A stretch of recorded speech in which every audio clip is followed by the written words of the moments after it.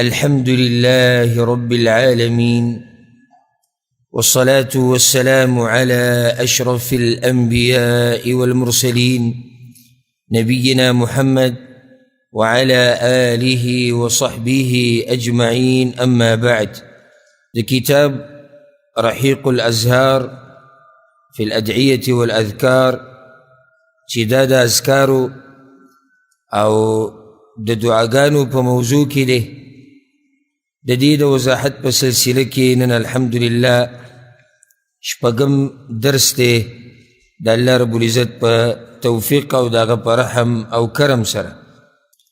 په آخرني بیان کې موږ دا خبره ختمه کړې وه چې د دعا د غوښتو آداب څه دي.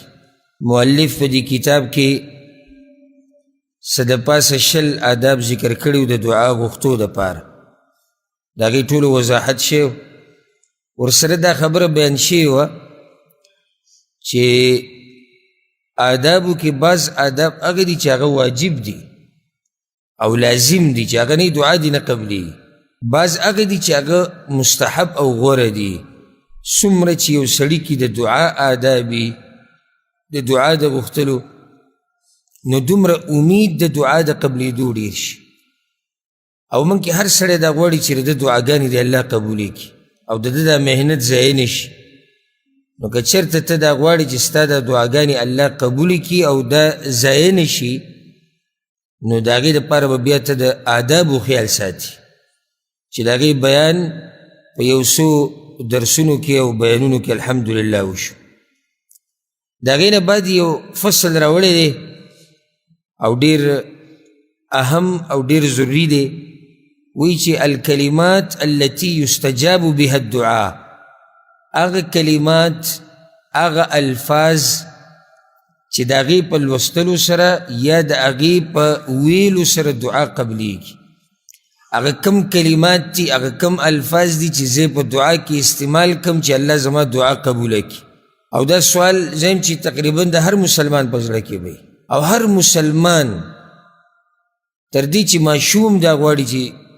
زه د الله نه څه غواړم هغه یې ماله راکړي. دلته دا موضوع او دا خبره اوس بیانوي، هغه الفاظ تا ته ښیي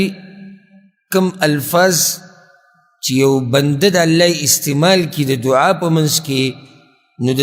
ده دا دعا باذن الله الله یې قبلوي. زه به همیشه تاسو ته دا خبره رایادومه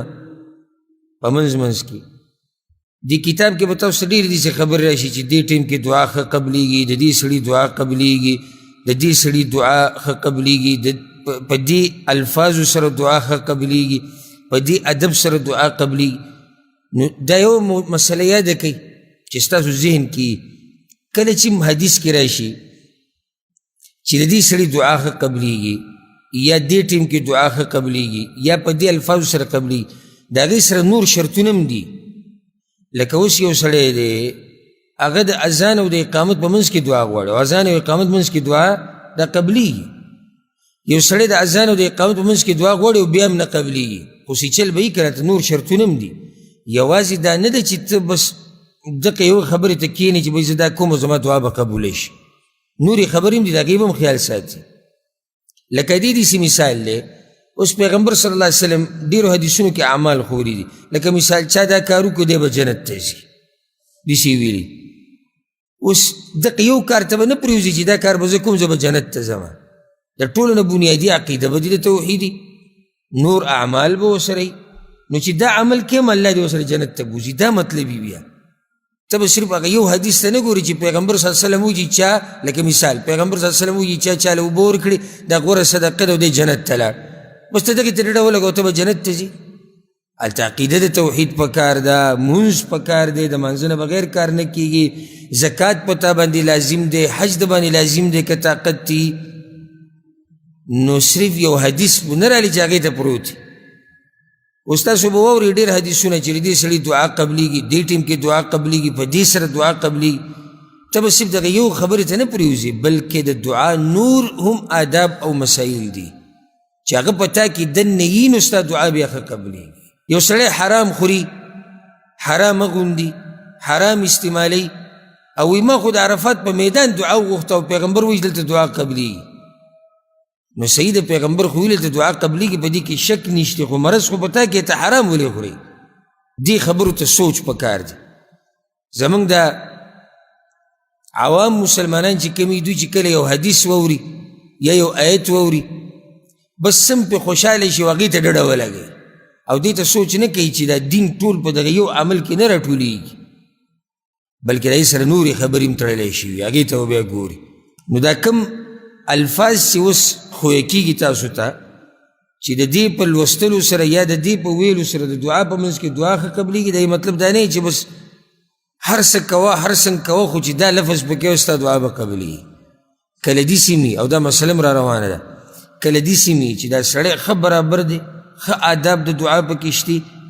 دا وخت هم قیمتي وخت دی دا کلمات به کوم استعمال کړو بیا هم دعا نه قبلېږي په هغې کې بیا د الله حکمت وي په هغې کې بیا د الله حکمت ولې نه قبلېږي دا مسله بیا را روانه ده انشاءالله الکلمات التي يستجاب بها الدعاء هغه کلمات الفاظ ورته وایي هغه الفاظ هغه کلمات چې د هغې په لوستلو سره په ویلو سره دعا قبلېږي وی اولنی خبره ده اسم اعظم د الله اسم اعظم په وسیله کولو باندې دعا قبلېږي اسم اعظم لوی نوم د الله ته چې کله د دعاګانو په منځ کې د الله د اسم اعظم استعمال کې نو الله ستا دعا قبلوي صرف دو دلایل پرې راوړي دي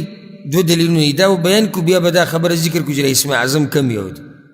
اولنی دلیل راوړی دی عن بریده رضی الله عنه د بریده رضی الله عنه روایت دی چې دا امام ترمذي امام ابن ماجه راوړی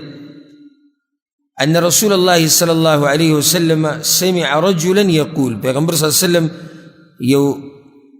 یو د یو سړي دعا یې واورېد هغه دا وي دې دعا ته ګوره او ځکه ما تاسو ته ویلي چې دا کتاب چې تاسو سره نه نو دا دعاګانې تاسو ته نه دي اوس په دې کې په سوونو دعاګانې به دې کتاب کې را جمع شوي دي ستا دماغ دومره تیز خو نه چې په سوونو دعاګانې ته دی بغیر د کتاب چې تا سره کتاب دا اوس قیمتي الفاظ خو یې کېږي بدقسمته به هغه سړی چې دا الفاظ هغه یاد نه کړي دې سړي دا دعا وغوښته پیغمبر صلی الله علیه وسلم واورېده اللهم انی اسألک اے اللہ زستانا دعا غوارما بأنک انت اللہ زکچی تا اللہ لا الہ الا انت ستانا علاوہ بلد بندگی حقدار نشتی الاحد الصمد تیک یوازی تبی نیازے الصمد بی نیازہ بی حاجت چاہتا حاجت نہ لری خلق تاتا حاجت لری الذي لم يلد ولم يولد اغا الله چې نتی سوک پیدا دی او نه د الله او نه د الله د چانه پیدا دی ولم يكن له كفوا احد او د دې الله په شان هیڅوک نشتی دا دعا وروت مختصر دعا ده خو ډیره اوچته ده چې تاسو اوس واورئ پیغمبر صلی الله علیه وسلم دې باره کې څه وایي اللهم إني أسألك بأنك أنت الله لا إله إلا أنت الأحد الصمد الذي لم يلد ولم يولد ولم يكن له كفوا أحد دیوی بیا مخکې به خپل سوال کړی څه به غوښتي پیغمبر صلی الله علیه وسلم دوی فقال النبي صلی الله علیه وسلم پیغمبر صلی الله علیه وسلم وی لقد سأل الله باسمه الأعظم دی انسان اسم اعظم سره د الله نه دعا وغوښته د الله اسم اعظم یاد کو دا پیغمبر وی الذي اذا سئل به اعطى واذا دعي به اجاب الله وی پیغمبر صلی الله علیه وسلم وی د الله هغه اسم اعظم دی سړي یاد کو چې په هغې سره څوک هم څه غواړي نو ورته میلاویږي او چې کله په هغې سره غوښتنه وکړی شي نو هغه قبلیږي اسم اعظم دا خاصیت دی چې اسم اعظم دی د الله یاد کو بیا چې د الله نه څه غواړي تالی درکوي او چې کومه دعا غواړي هغه قبلیږي دې سړي وي د الله اسم اعظم یاد کړی او وي دا هغه نوم دی چې دی اوس څه غواړي الله به له ورکوي دویم دلیل راوړی د انس بن مالک رضی الله عنه روایت دی د امام ابن ماجه راوړی سمع النبي صلى الله عليه وسلم رجلا يقول پیغمبر صلی الله علیه وسلم دیو سړي دعا واورېده دعا یې غوښته پیغمبر صلی الله علیه وسلم واورېد هغه دا وي اللهم انی اسألک یا الله زه ستانه سوال کومه ستانه دعا غواړمه بأن لك الحمد ځکه چې ستا دپاره ستاینه ده حمد ستاینې ته وایي ټولې ستاینې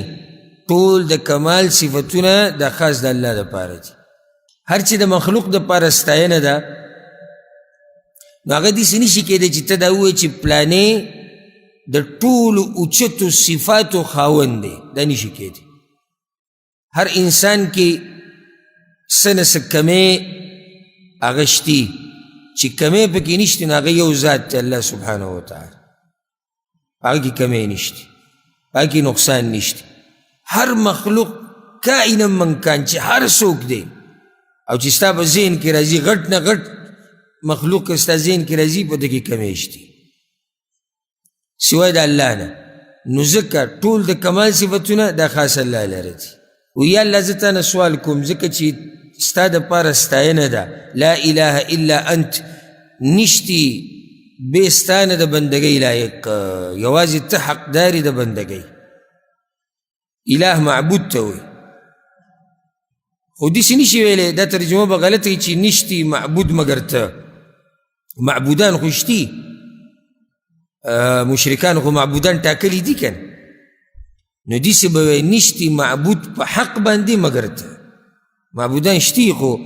په حق چې کم دی او کم چې د عبادت حقدار دی هغه الله سبحانه وتعالی وحدك لا شريك لك ته یو ذاتي نشتی تا سره شریک هیڅوک تا سره شریک نشتی لا شریک لك هیڅوک سره شریک نشتی د پیغمبر نه والا چې پیغمبران اوچت خلک دي ورسره ملائکه والا اولیاء الله علما نیکان مجاهدین رښتینی چې څومره خلک دي په ذهن کې راځي د مخلوق د یوې ذرې پورې په آخره کې په دې هر څه کې د الله سره هیڅوک شریک نشتی هیڅوک د الله سره شریک نشتی نه ولی نه نبی نه ګټه نه ونه نه بزرگان او نه پیریان او نه ملائک هیڅوک د الله سره د هغه په بچایي کې شریک نشتی لا شریک لک او ځکه ګوره مخکې څه ووي لا اله الا انت وحدک ته یې کې یوازې لا شریک لک دی به تاکید وکړو ته په خپله بادشاهي کې یا الله یوازې د عبادت حقدار یا الله ته یوازې لا شریک لک په دې کې تا سره څوک برخدار نشته المنان ته منان یې منان یعنی احسان کوونکی بدیع السماوات والارض ناشنا پیدا کوونکی د اسمانونو او د ځمکو یې بدیع هغه چا ته ویلی کېږي چې یو شی پیدا کی ناشنا چې مخکې چا نه پیدا کړی نو الله ته بدیع السماوات والارض ولې ویلی کېږي ځکه چې د ځمکې او اسمانونه د الله نه مخکې چا نه دي پیدا کړي او ځکه ګوره بدعت ته بدعت ویلی کېږي ځکه چې دا ناشنا کار دی په دین کې څه اصل او بنیاد مخکې نشتی نو الله بدیع السماوات والارض دی ولې بدیع دی ځکه چې د ځمکې او اسمانونه اول پرې هغه پیدا کړي د هغه نه مخکې چا نه دي پیدا کړي او نه څوک پیدا کولی شي ذو الجلال والاکرام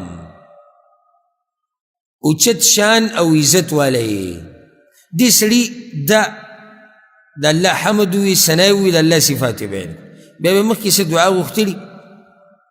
فقال النبي صلی الله علیه وسلم نو پیغمبر صلی الله علیه وسلم دا خبره وکړه لقد سأل الله باسمه الاعظم دې سړي د الله نه سوال وکړو غوښتنه وکړه د الله په لوی نوم یادولو سره الذي اذا سئل به اعطى واذا دعي به اجاب هغه نوم چې کله په هغې سره د هغه الله نه سوال وکړی شي نو هغه یې ورکوي او کله چې دعا وغوښتلی شي نو قبلی یې دا دو دلایل په دې راوړي دي چې اسم اعظم په دعاګانو کې ډېر غواړه یادوئ اسم اعظم پکې یادوه الله به دله دعا قبلی دلته اهم سوال زړه ته راځي چې الله اسم اعظم کم یو دی زه به مختصر خبر وکړم او که څوک ډېر تفصیل غواړي نو ما د الله نومونه چې کله بیانول نو د هغې په اوله کې په اولني 2-3 درسونو کې څه دا خبره شوې ده ښه په تفصیل سره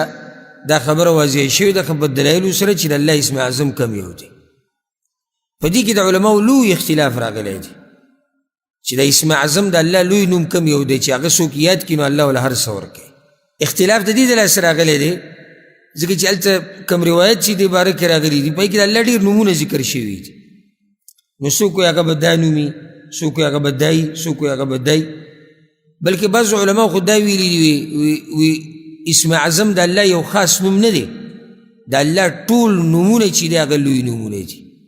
نو معنی دا شوه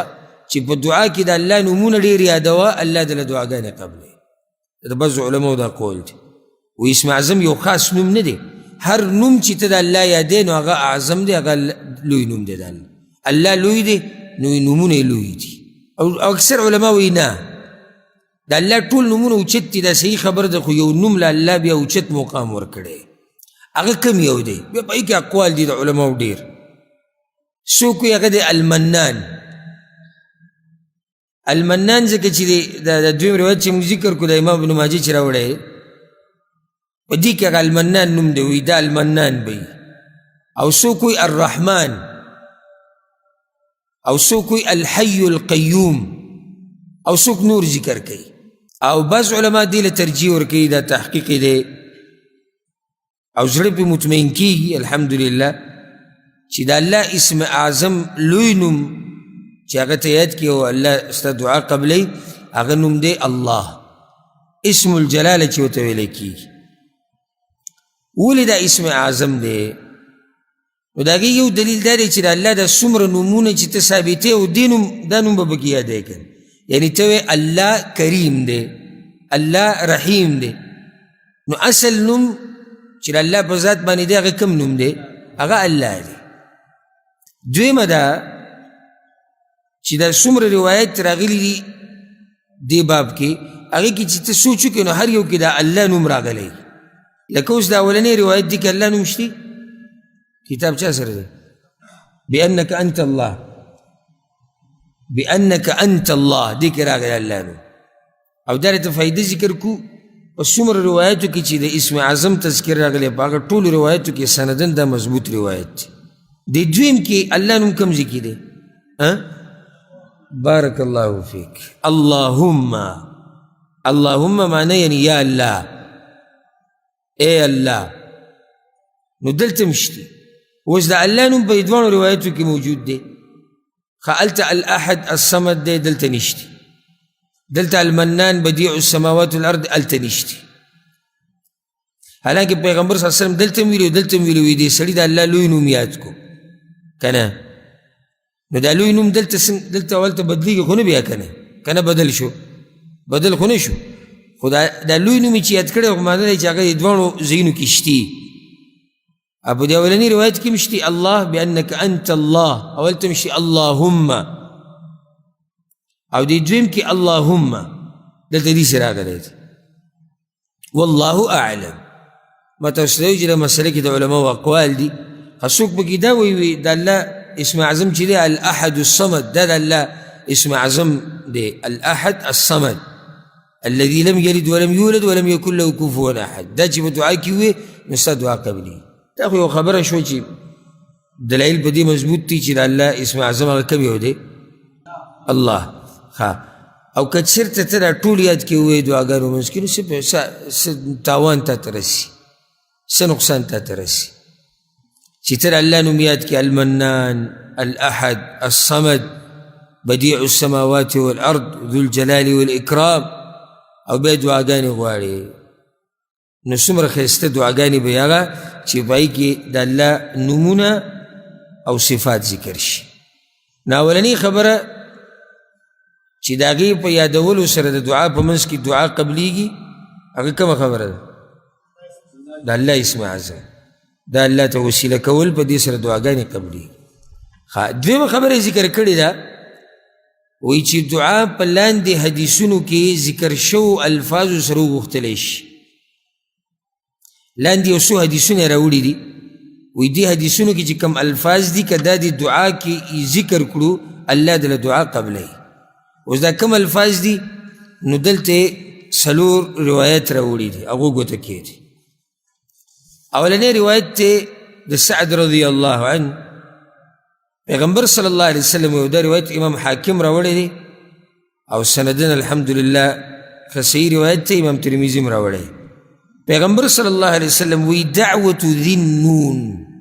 اذ دعا ربه وهو في بطن الحوت وی دعا دا یونس علیہ السلام یونس علیہ السلام تا ذی النون ولکی گا والنون پر عربی کسی تا ہوئی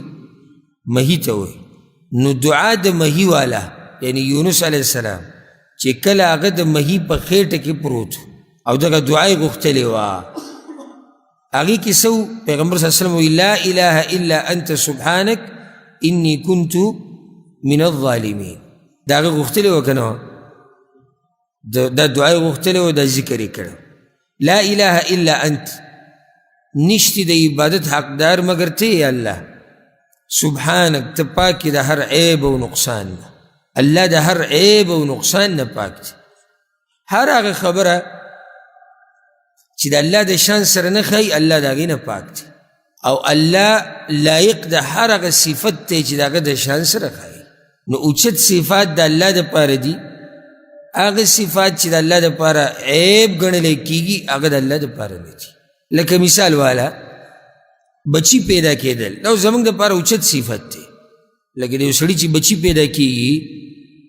نو دا خس صفت تے کہ بد صفت تے خس صفت تے کمال دے عیب نہ دے نقصان نہ دے خدا اللہ دا پارا بچے دا عیب و نقصان دے زکر منگ چی بچی تے ضرورت لرونو منگ کمزوریو منگ بوڑاگان کیگو منگ کمزوری کیگو با منگ مرگ رازی نو دیتم سوچی چی دا بچے کے سوال ای چی دا دعا برا لگواری نو دا دی رونو خویندو خیال بساتی دا میراث او دا دی حقدار بشی زمایو ذکر او نوم بپاتی شی او کسی بوڑا شم نو زما دا پارا با دا امساو دا کونٹی کار کئی اللہ تا خودی ضرورت نشتی وعدہ کول یو سڑے وعدو کی یو خزی سر کوروالے کئی دا نقصان دے کہ دا کمال صفت تے دا کمال دے نقصان پہ انسان کی دا دے چی دے وعدہ نیشی کولے او دے دا خیل سر کوروالے نیشی کولے دا عیب دے نقصان دے خدا اللہ دا پارا وعدہ او دا غد پارا بی بی دا نقصان دے نو دا غد پارا کمال دا دے چی دا اللہ نا خزشتی او نے بچیشتی او نو تا ضرورت لری اس گورا تکبر دا انسان دا پارا کمال دے کہ نقصان دے نقصان دے عیب دے تکبر دا صفت خو بد صفت دے اولی زمان دا پارا عیب دے ذکر چی دا زمان دا بدن نے بدن دا لائق دا دی ندے چی موتا پی لویو کو لگا تا لوی دا سکے پسکے پا دی بدن چی کی دی چی سکن بعد پروتے و بیاوے چی ڈاکٹر لے مورا سو پا دی کے سوئے مچی دا بدن دی دی لائقی چی پا دی تکبروش تب دا مال کے چی کی دی چی لگ ساتھ بات نہیں تب دی زور کے چی دی سو رزو لے بیا ختم شی نو ذکر زمان دا بدن دا دی لائق ندے چی منگ پا دی باندی سو کو لویو تکبرو کو ہر چی اللہ دے نو آگا پوری تکبر خون کئی آگا پوری لوی خون کئی اولی علاقہ متکبر دے یرا اللہ پا دی متکبر دے ذکر چی ہمیشہ باتی کی دن کے دے ہمیشہ جوندے دے ہمیشہ زورور دے سچیو گواری آگا کئی آگا خوب نرازی دا آگا خبر نہیں ریگی آگا دا چانا نہیں ریگی آگا چی کم فیصلو گواری آگا نافذی دا ہر صد آگا دی آگا تا واپس کی گی آگا تا پاتی کی نو دیسی ذات پوری تکبر خون کئی دیسی ذات پوری تکبر اولوی آگا خون کئی دنیا کڑکڑ باچایان تیر شوی دی بتاریخ کی خزورور باچایان تیر شوی خزورور او اس خاورو لاندی پراتی دی کچر تتا دا آگا خبری واوری دی چکی میں غٹی غٹی خبری کڑی او بید خاورو دی ڈیری تو گره چی بدل پاسا پروت تینو خندا بدرش چی دتا چاوی چی دو ما غٹی غٹی وائی نن دی دا حال دی نو انسان بسی و تکبر بدا غسی و لوی بسی لوی پا یو لوی رب پوری خون کئی زمان پا رب پوری نور لوی زمان دا پارا نقصان او عیب دی خوراک سخاک کول دا زمان دا پارا دا کمال صفت تے کہ نقصان دی کمال صفت دی چې بیماری خو هغه خوراک څښاک نشي کولی چې معدې کار کوي خو سم کار کوي کنه په دسترخوان چې ناست یو رو رو لګوي وي معده مې بنده ده او معده مې زخمي ده معنی دا چې دا سړی برابر نه دی جوړ نه دی د الله دپاره خوراک څښاک دا بې نقصان دی عیب دی ځکه چې هغه دې ته ضرورت هغه نه لري هسې دا مې تاسو ته یو فایدې دپاره دا خبره ذکر کوله ګوره دعاګانو کې یوه لویه خبره هغه دا یاده کوي هر مجلس کې چې د دعاګانو وضاحت کېږي هلته به د الله عظمت بیانېږي دا دعا موضوع د اصل کې دې سره تړلی شي ته ولې د الله نه دعا غواړې ځکه چې الله عظیم ذات دی نو زه اوس تاسو ته دعاګانې ښیم او یا د دعاګانو وضاحت کوم او د الله عظمت ته پکې نه بیانوم دا خو بیا څه خبره نه شو او چې څومره زه تا ته د الله لویي بیان کړم او څومره د الله د لویي ستا دې زړه ته کوشي دومره به د هغه رب نه دعاګانې غواړې او دومره به دې بیا په هغه باندې یقین او اعتماد هغه ډېرېږي ورځ تر ورځه به ستا یقین ډېرېږي ډېر او چې څومره دې یقین ډېرې مخکې حدیثونه تېرې شوي دي دعا به دې ښه قبلېږي یونس علیه السلام د مږي په خېټه کې دغه کلمات ویلو لا اله الا انت سبحانک انی کنت من الظالمین انی کنت من الظالمین یقینا یم زه د ظالمانو نه ګوره پیغمبرانو ته څومره اوچت خلک دی او د خپل کمی اقرار کوي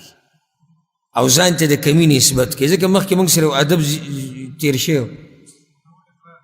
د ګناهونو اقرار به کوې په دعاګانو کې یوه بله د الله مخکې به عاجزي کوي بارک الله فیک دا د پیغمبرانو عاجزي ده او دا د هغوی اقرار دی په خپله خطا باندې کوتاهي او خطاهي د یونس علیه السلام نه دا شی وه چې د الله حکم ته صبر نه و کړی او خفه شو لاړ د قوم نه وی الله زه ظالمانو کې ته چې څومره د الله په مخ کې خپله کمزورتیا بیانې که نه دومره عزتمند کېږي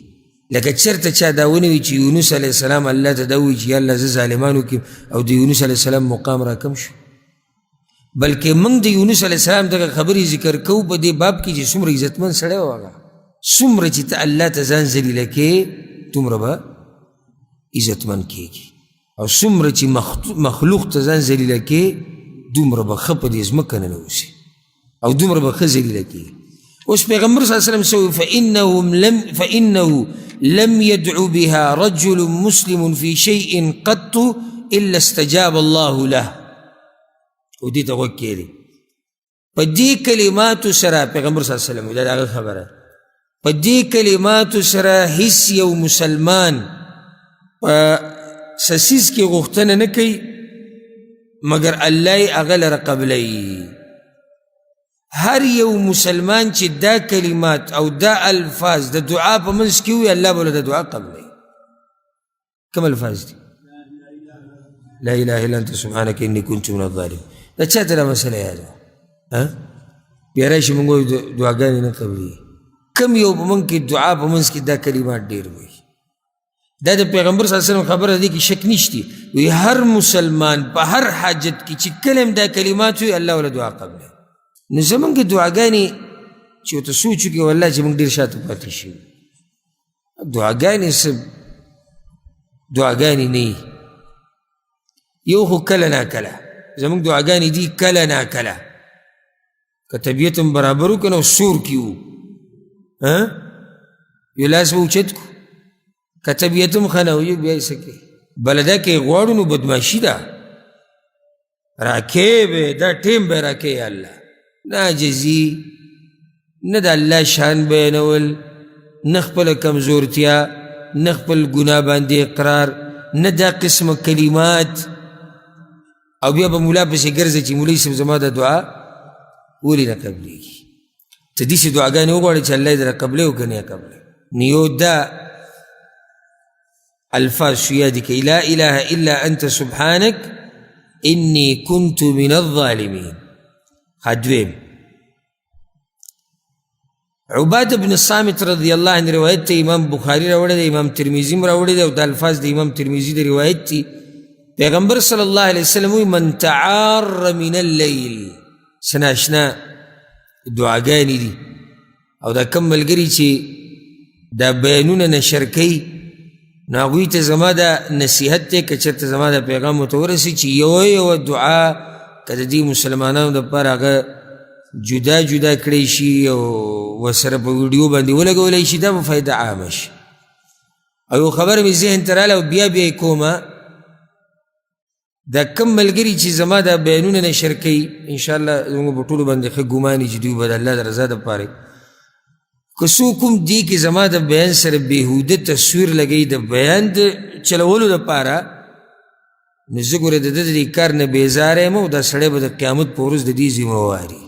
او عجیبه ده زموږ پښتانه خو سادهګان دي که نه چې چېرته په آی ډي باندې یا په سجدې باندې زما تصویر ویني او بل ورځ وي ستا په دغه باندې آی ډي باندې وي دغه نشر شو، لکه چې کوم ځای کې زما تصویر هغه به زما آی ډي.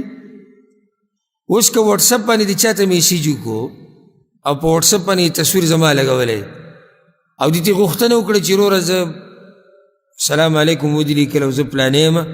او داسې زموږ یو جومات جوړېږي یا مدرسه، خلک خو الله دې ورسره محبت وکړي او محبت کوي به دی به دغه شروع کړي. لکه څنګه ته دا پېژنې څوک دا ګوره تصویر ته وګوره که نو یو خو دا سادهتوب هم دی، صحیح ده د چا سره مینه کول د دین په بنیاد دا خو لوی عبادت دی، خو تحقیق پکاري.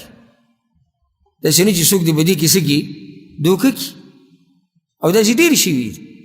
یو پیر چا ورکړي و په انټرنیټ باندې زه یاد کړی وم د ده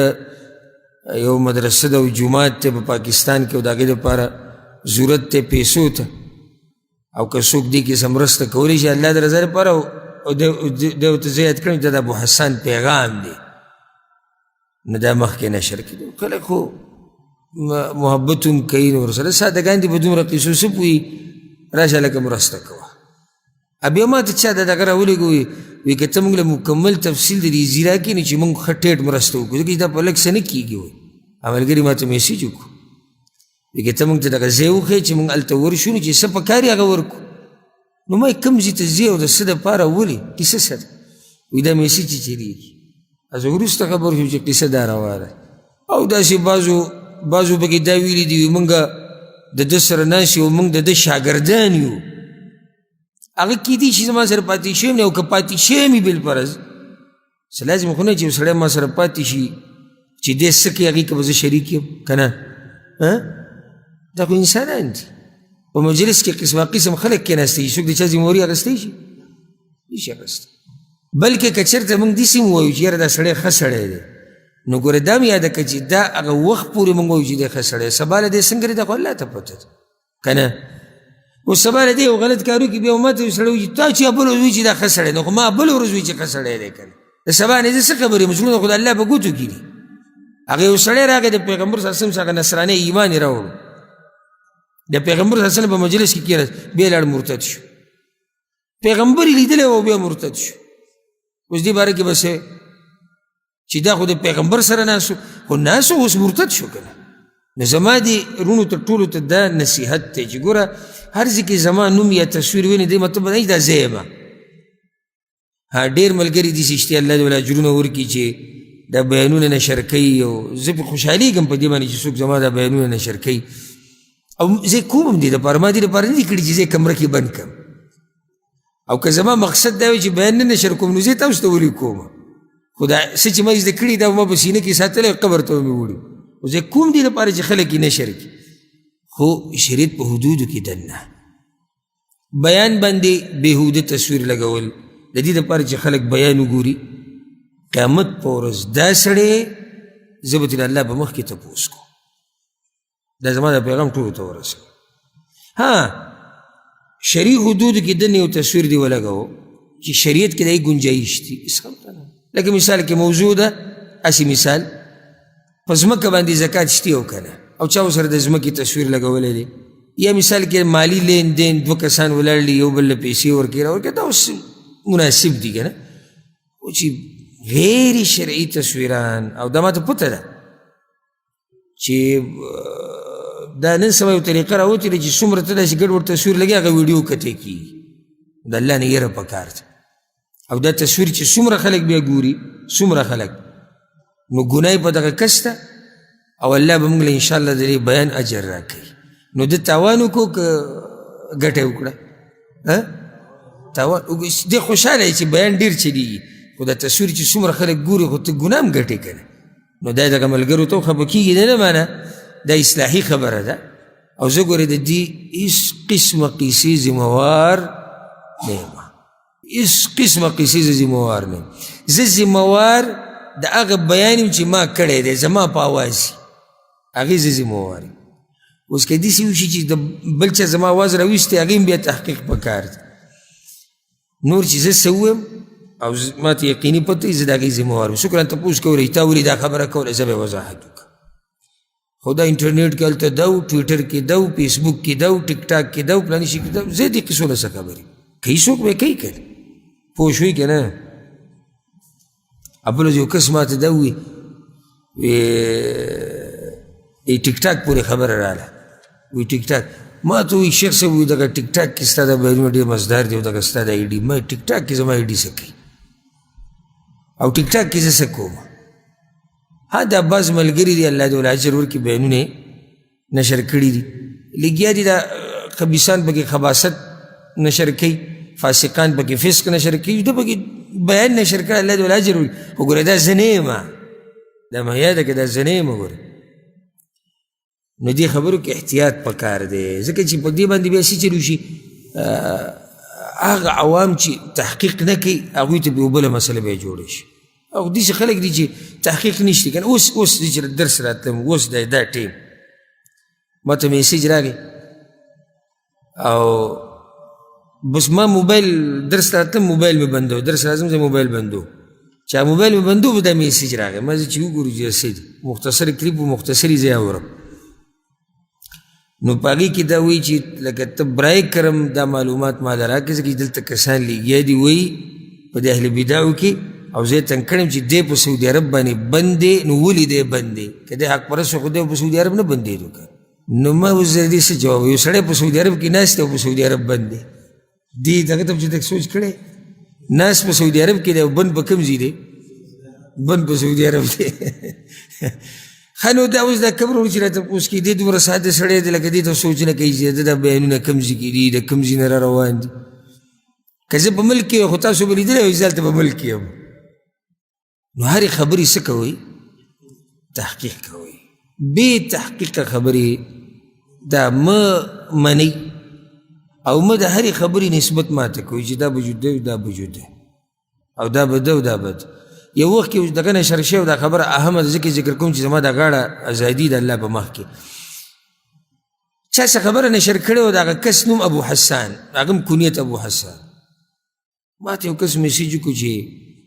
دا خبره تا څنګه کړې ده نو دا دې په کوم دلیل کړې نو ما څه خبره کړې ته خبر راولې هغه څه لیکلي هغه یې راولېږل وایي دا وګوره دا ستا ما دا زما نه دي وایي دا نوم چې ورته لاندې ابو حسان لیکلی ما دنیا کې یو ابو حسان دی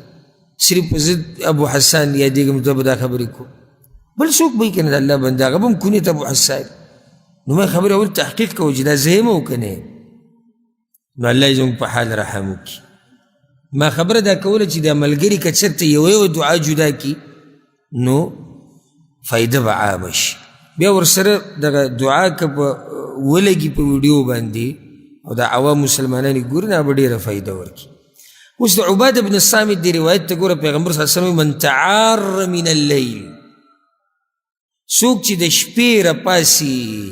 څوک چې د شپې راپاسي یعنې خوب منځ کې راپاسي خوب منځ کې سړی کله راپاسي کله سړی ویریږي تږی شي یا ډډه بدلی را بدلی سترګې کولاو شي دا ډېر قیمتي دعا ده ګوره او ډېر قیمتي وخت ته چې کله ډډه بدلی را بدلی او لږ راویښ شي نو دا بعض نیم دا کمبل ښه په ځان را ټیټ کړي تیز کې یو قیمتي کار ته کولی شي دنیا و ما فیها چې را جمع کې نو دومره لویه خبره تا ته نشي میلاوېدی څومره چې دلته تا ته میلاوېږي پیغمبر صلی الله علیه وسلم وایي دا سړی چې د شپې راپاڅېدو کېناستو دعا یې ووایي هغه دعا یې څه ووایي لا اله الا الله وحده لا شريك له له الملك وله الحمد وهو على كل شيء قدير الحمد لله وسبحان الله ولا إله إلا الله والله أكبر ولا حول ولا قوة إلا بالله آسان ذکر دی لا إله إلا الله وحده لا شريك له له الملك وله الحمد وهو على كل شيء قدير وسبحان الحمد لله وسبحان الله ولا إله إلا الله والله أكبر ولا حول ولا قوة إلا بالله. دي ترجمة مرتوك. لا إله إلا الله وحده نشتی د عبادت حقدار مگر اللہ دے وحده یک یوازی. لا شریک له دا غیر سره هیڅ څوک شریک نشتی. له الملک خاص دا اللہ دا پار باچائی دا، وله الحمد او خاص هغه لره ستاینه ده، وهو على كل شيء قدیر او هغه په هر څیز باندې قادر دی. الحمد لله ټول د کمال صفتونه خاص الله لره دي. وسبحان الله او پاک دی الله.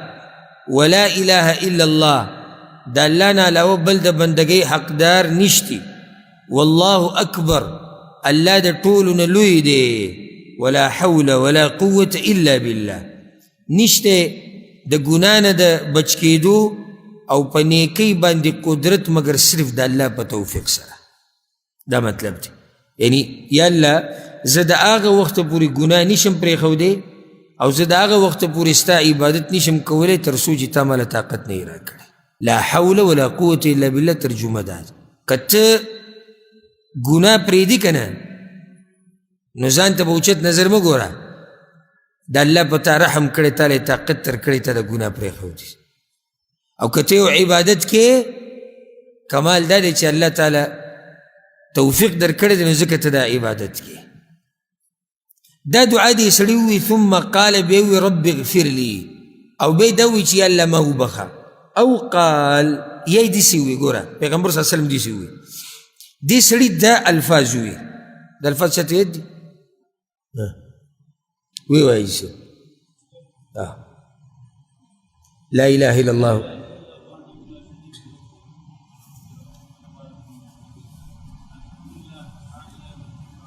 ولا اله الا الله بارك الله فيك. دا کلمات تی وي. ثم دعا پیغمبر صلی الله علیه وسلم بیا دې سړي دعا وغوښته یعنی خپل ځان دپاره د الله نه څه حاجت و هغه یې وغوښته. استجیب له الله به د ده دعا قبلوي. او صرف دا نه فإن توضأ وصلى او که چېرته دا سړی د طلایي نه پاڅېد او چاردامې وکړو مونځ یې وکړو قبلت صلاته دغه مونځ ولم الله قبلوي. اوس ګوره دې فضیلت وظیفه ده او یاد یې کوي او څه په نمونو ناشنا وظیفه ده. دا په وظیفو پسې چې ګرځي څومره اوچته وظیفه ده. ستا څه مسله ده؟ وایي زما کار نشته. ستا څه مسله ده؟ بچي نشته. څه مسله یې ده؟ غربت دی. څه مسله یې بیمار. څه مسله ده؟ دا ده او دا او دې نه علاوه چې الله مې وبخي، الله را باندې رحم وکړي، الله علم راکړي، الله عزت راکړي، الله کامیابي راکړي. زه ته وظیفه ښیم که نه د شپې چې کله هم راپاڅېدې په خوب کې چې کله هم راپاڅېدې دغه دعا ووایه دغه کلمات ووایه بیا پسې دعا وغواړه. پیغمبر ګرنټي درکوي دا دعا قبلېږي. زه نه وایم دا د پیغمبر خبرې دي. او بیا په هغې پسې زیاتي الله اکبر چې مونځ دې وکړو دا مونځ هم قبول کړی شوی مونځ دی. پوه شوي به که نه عملي کوي به که نه څه دومره ګران کار دی. ته چې خوب کې راپاسې او تږی شوی اوبه به څکې که نه څکې ښه پاسې ښه اوبه څکې ښه بلکې دا د موبایل دا نشهیز پکې موبایل هم وګوري که چېرته کړنګ شوی او دې وزیر اعلی ته چې ته میسیج راغلی ضروري ګوري به کې موبایل. که ته د هغې په ضد دا ووایې لا اله الا الله وحده لا شریک له له الملک وله الحمد څه به دا ټیم درته شماره کړم چې بیا نه وایي چې څومره اوږده دعا یې راته ښوولی. ګوره لا اله الا الله وحده لا شريك له له الملك وله الحمد وهو على كل شيء قدير الحمد لله وسبحان الله ولا إله إلا الله والله أكبر ولا حول ولا قوة إلا بالله. په دې باندې ولګېدو 14 سکنډه تا دا ختم کړو بیا دی الله په ما باندې رحمتونه د دنیا او د آخرت راووروه یا الله. او یا الله ما وبخه او یا الله زما د دنیا او د آخرت مسلې اسانې کړه. شپږو سیکنډه دا شو، ټول 40 سیکنډه کې تا داسې دعا وغوښته چې الله یې قبلوي. 40 سیکنډه کې تا داسې دعا وغوښته چې الله یې قبلوي. نو که پاسېدې اودس دې وکړو، 2 رکاته دې وکړو، یو پاو ساعت هلته دې ولګول، 20 منټه دې ولګول، نو داسې یو نعمت به ته را پیدا کړي چې د دې سره مقابله وکړي قبوله کړی شوي دعا او قبول کړی شوی مونځ. که نه اوچت نعمت نه دی؟ بدبختي زمونږ ده چې مونږ ته دا قسمه عبادات دا مونږ ته نه دي معلوم. دا زمونږ بدبختي ده. او بیا زمونږ اکثر مولیانو ته د الله هدایت وکړي، هغوی دا مونږ ته نه دي بیان کړي، او که راته بیان کړي دي نو اکثر هغه اذکار دي چې هغه څه دي، کمزوري روایتو کې دي. لکه اوس دغه رونه که زما دا بیان وته چې ته ورسېدو او رسي ورته کله نه کله داسې اوري، ځکه اجارتونه چې په ما کوي خو بیان اوري که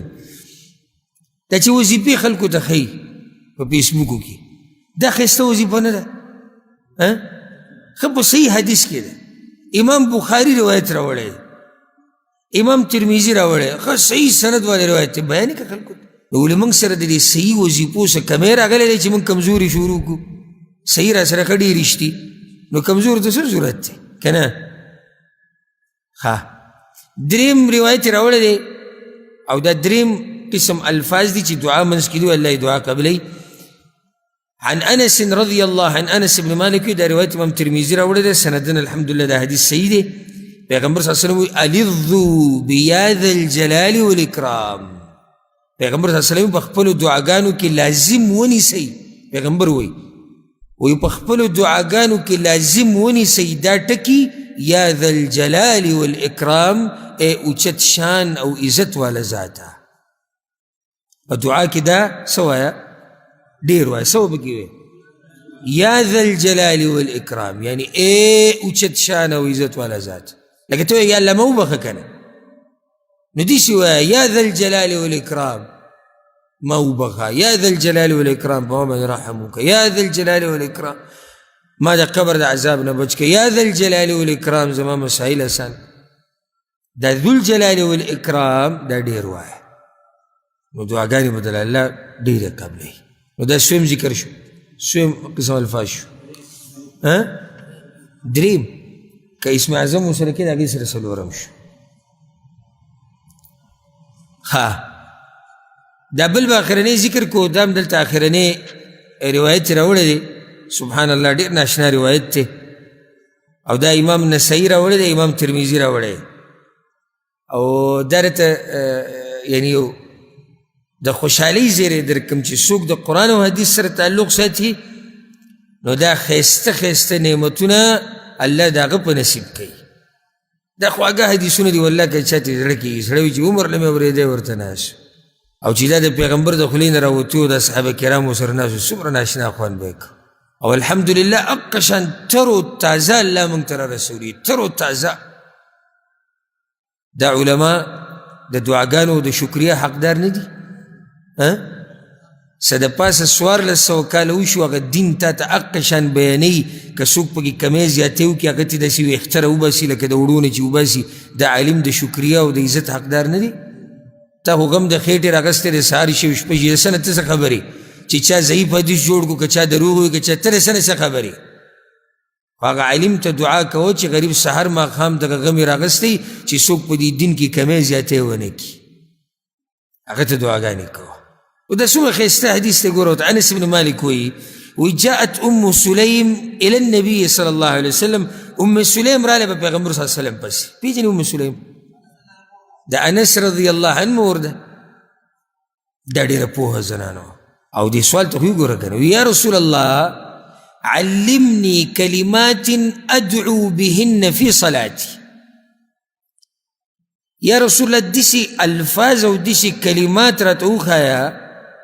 چې زه په خپل مانځه کې په هغې سره غوښتنه کوم د الله نه، په مانځه کې یا په خپله دعا کې په هغې سره غوښتنه کوم. کلماتو ته ګوره پیغمبر صلی الله علیه وسلم یې ښیي. قال پیغمبر صلی الله علیه وسلم ورته وویل سبح الله 10 سبحان الله وایا لس پیری سبحان الله وایا لس پیری واحمدیه 10 او بیا لس پیری وایا الحمد لله وكبريه 10 او بیا لس پیری وایا الله اکبر گران ذکر دے گا نا سدے لس پیری سبحان الله لس پیری الحمد لله لس پیری الله اکبر او دی پیغمبر دی خبری تو غوږ کیدا بیا ته پیغمبر صلی الله علیه وسلم ته وی ثم سلیه حاجتکی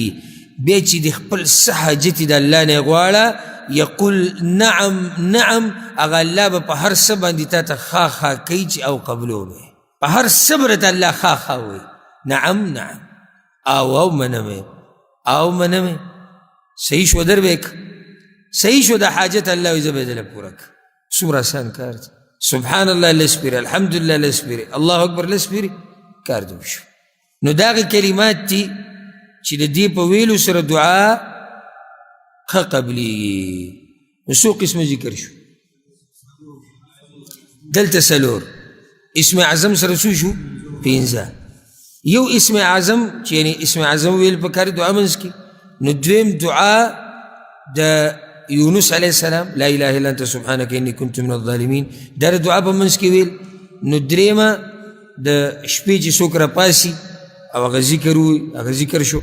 سلورم یا ذا الجلال والاکرام نو پینزم لسپیری سبحان اللہ لسپیری الحمدللہ او لسپیری اللہ اکبر جی سوک داوی نو اللہ دعاگانی فقبلی پدی باندې به اکتفا وکړو انشاءاللہ را روان درس کې یو بل ناشنا فصل دی وی د دعا د قبلیدو وختونه او ځایونه دا هم ډېر قیمتي موضوع دی یعنی کم ځای کې الله دعاګانې ډېرې قبلی او په کم وخت کې ډېرې ښه قبلی الله دې موږ پوه کړي په قرآن او په حدیث باندې او الله دې زموږ دعاګانې قبولې کړي هذا والله اعلم وصلى الله وسلم على نبينا محمد وعلى آله وصحبه أجمعين.